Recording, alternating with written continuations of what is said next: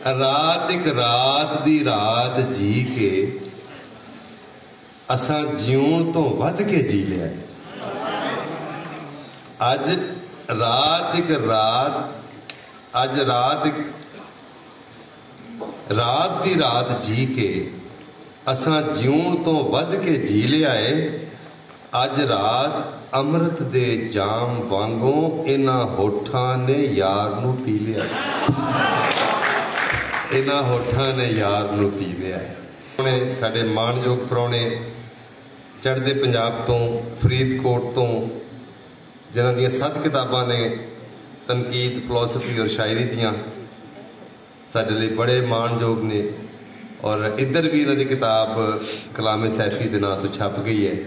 सो ताड़ियां भरपूर ताड़ियां नाल स्वागत डॉक्टर दविंदर सैफी जी होरां कोलों। अफजल साहिब जी बहुत शुकराना। अदीब हस्तियां नूं मेरा सिजदा है, बहुत ही प्यार है, बहुत ही मेरे वालों नमस्कारां ने तुहानूं सत श्री अकाल है जी।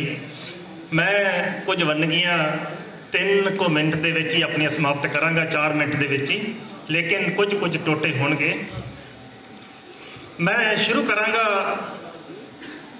जिन्हों एक सतरी बोलियां जी, एक सतर दे विच पहला गल शुरू करांगा जी। तेरे मत्थे ते तरेली कातों आउंदी, तेरे मत्थे ते तरेली कातों आउंदी, तू जदों साडा सच सुनदा है। बहुत अच्छे। तेरे मत्थे ते तरेली कातों आउंदी, तू जदों साडा सच सुनदा है। तैथों रोशनी कैद नहीं होनी, तैथों रोशनी कैद नहीं होनी, और पिंजरे बनाने वाले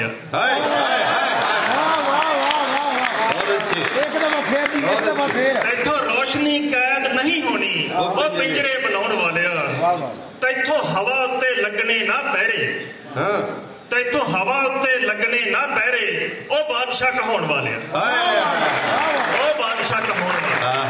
बहुत शुक्रिया जी। उन्हें सुपने च काला धन गिणिया।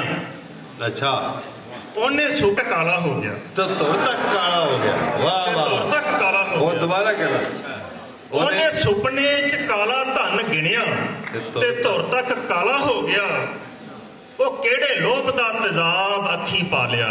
लव केड़े लोभ दा तेजाब अखी पा लिया, वे प्यार वालों अन्ना हो गया।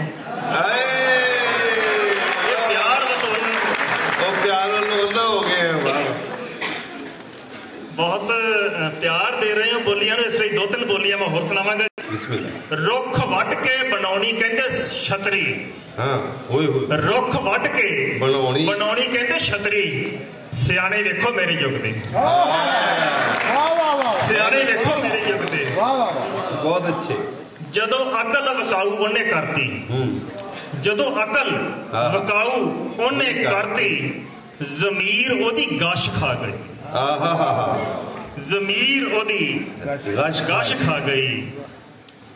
आखिरी बोली है जी, प्यार कर ले, प्यार कर ले। माइक थोड़ा फासले